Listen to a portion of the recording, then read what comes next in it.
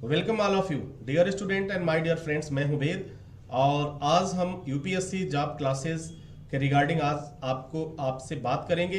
एक जो काफ़ी इंटरेस्टिंग टॉपिक है जो आपके सामान्य नॉलेज से यानी सामान्य जानकारी से सामान्य अध्ययन से क्वेश्चन अक्सर पूछे जाते हैं। तो पहली बार में एग्ज़ाम पास करने के लिए हमारी ये तैयारी चल रही है और सरकारी नौकरी पाने का जो रास्ता है आपका उसे किस तरह से आसान बनाया जाए इस बारे में हम बात करेंगे। तो आज हमारा जो चर्चा का विषय है वह मानव का विकास है। तो मानव के विकास के बारे में आज हम चर्चा करेंगे और जानने का प्रयास करेंगे। जैसे ही मानव के विकास के बारे में चर्चा हम करते हैं तो हमारे सामने कुछ प्रश्न उभर कर आते हैं। जब भी उभर के आता है कि मानव का विकास जो हुआ वास्तव में किस स्वरूप से हुआ है, कैसे हुआ है, ये जानने की जिज्ञासा सबके जहन में रहती है। तो ये कहा जा सकता है कि जब भी मानव के विकास के बारे में चर्चा होती है तो उस समय आदि मानव सबसे पहले आता है।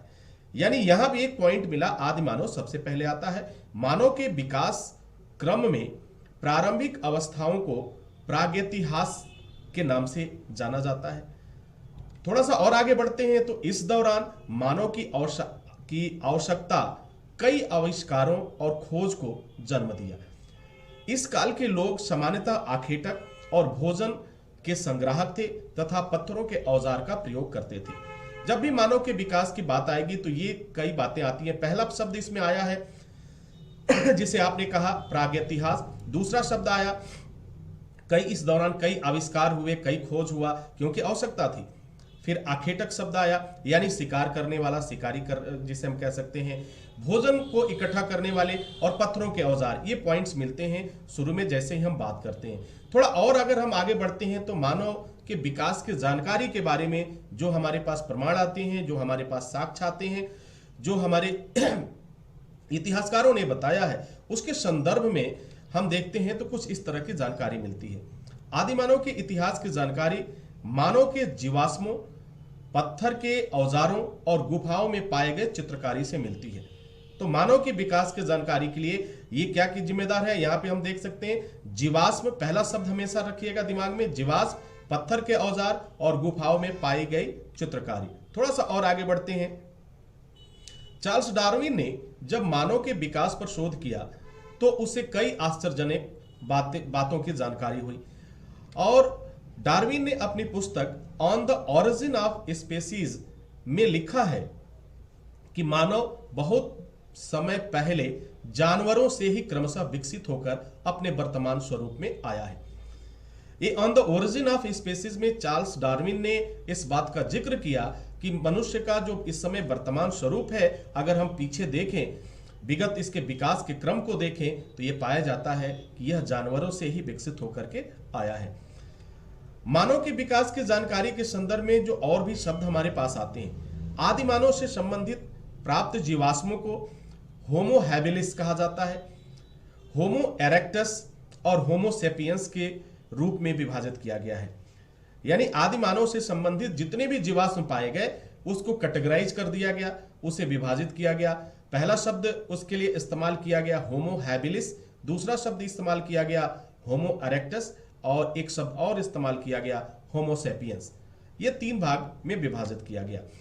होमो हैबिलिस का अर्थ होता है औजार बनाने वाले मानव से है, यानी वह व्यक्ति जो औजार बनाने का कार्य करते थे और वह उनके दिनचर्या में था, वो उनके जीवन का हिस्सा था। अगर हम बात करें कि होमो इरेक्टस क्या है तो होमो इरेक्टस का जो वास्तविक अर्थ है सीधे खड़े होकर पैरों के बल चलने वालों से है। अर्थात वे सभी जीव, वे सभी जानवर या वे सभी आदि मानव जो सीधे खड़े होकर पैरों के बल चलते थे, उन्हें होमो इरेक्टस का नाम दिया गया। अब होमो सेपियंस का अर्थ की बात आती है तो जैसे ही होमो सेपियंस की बात आती है तो यहाँ पे दो शब्द का प्रयोग किया गया है जिसे कहा गया है प्राज्ञ या चिंतनशील मानव। एक ऐसा व्यक्ति जो सोचने की शक्ति है, वह सोचता है, समझता है, उसे कहा गया होमो सेपियंस। मनुष्य के उद्भव के बारे में अगर हम बात करें तो हमारे पास कुछ जानकारी आती है। तो मनुष्य के उद्भव के संदर्भ में एक बात सामने आती है कि मनुष्य का उद्भव एक ही स्थान, इसके लिए माना गया एक ही स्थान अफ्रीका माना जाता है। यहां पे एक ही स्थान इसलिए जिक्र किया गया क्योंकि इसमें कोई कंफ्यूजन नहीं होना चाहिए आपको। अफ्रीका माना जाता है, जहां से वे विश्व के अन्य भागों में फैल गए।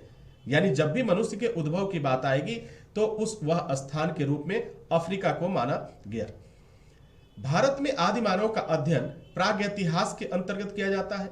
मानव का जिस रूप में प्रमाण प्राप्त हुए हैं उसे रामापिथेकस की संज्ञा दी जाती है। थोड़ा सा और आगे बढ़ते हैं। मानव के प्राचीनतम जीवाश्म की अगर हम बात करें तो हमारे पास जो जानकारी आती है वह मानव के विकास के संदर्भ में जीवाश्मों का महत्वपूर्ण योगदान रहा, परंतु पूरे भारतीय उपमहाद्वीप में पूरा पाषाण काल के आदि मानव का कोई जीवाश्म नहीं मिलता है। ये इसलिए इस बात को यहां भी आप ध्यान रखिएगा, उपमहाद्वीप में पूरा पाषाण काल में आदि मानव का कोई जीवाश्म के साक्ष्य नहीं मिलते हैं। थोड़ा और आगे चलते हैं तो देखते हैं कि भारत में प्रागैतिहासिक मानव का प्राचीनतम जीवाश्म नर्मदा घाटी क्षेत्र के हथनौरा से मिला है। यानी नर्मदा घाटी क्षेत्र के हथनौरा से मिला है। हथनौरा क्या है?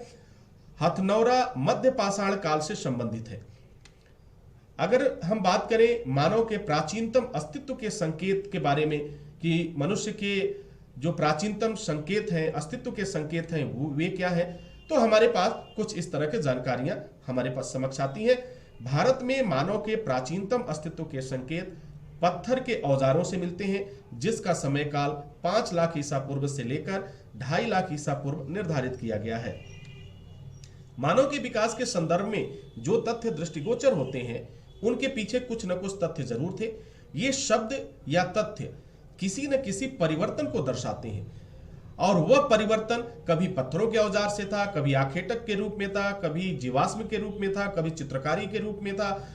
तो अलग अलग तथ्य जो है अलग अलग बातों की तरफ इशारा करते हैं। तो मानव के विकास के संदर्भ में जो प्रमुख रूप से जो प्रयोग होने वाले शब्द हैं, अगर उनकी बात की जाए तो हमारे पास कुछ लगभग 20 से 25 शब्द ऐसे आते हैं जो मानव के विकास के संदर्भ में उनका प्रयोग किया गया, उन शब्दों का इस्तेमाल होता है, और यही शब्द हमारे क्वेश्चन भी बनते हैं। हमारे एग्जाम में, हमारे यूपीएससी के एग्जाम में, लोक सेवा के आयोग में की परीक्षा जो होती है, या फिर जो भी इस तरह की प्रतियोगी परीक्षाएं हैं, उसमें ये शब्द जो है अपने आप में एक प्रश्न बनकर आता है। तो बहुत ही आसान है, कभी भी आप इस चीज को नहीं भूलेंगे। तो पहला शब्द जो प्रयोग किया गया है मानव विकास के क्रम में वो है प्रागैतिहास।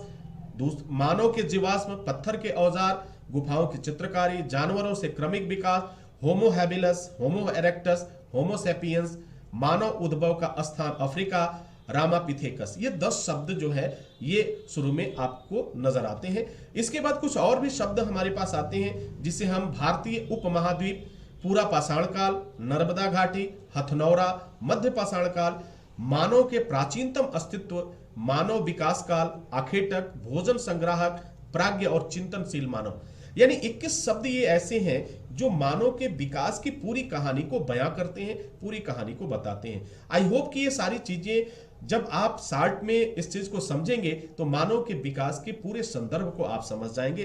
तो dear students and my dear friends, मेरी शुभकामनाएं हैं कि आप पहली बार में यूपीएससी का एग्जाम आप क्लियर करें, आप पास करें। मेरी शुभकामनाएं हैं कि आप जिस भी प्रतियोगी परीक्षा में जाएं पहली बार में एग्जाम पास करें। इसी के साथ इजाजत चाहेंगे, नेक्स्ट वीडियो में हम पुनः हाजिर होंगे। तब तक के लिए wish you all the best.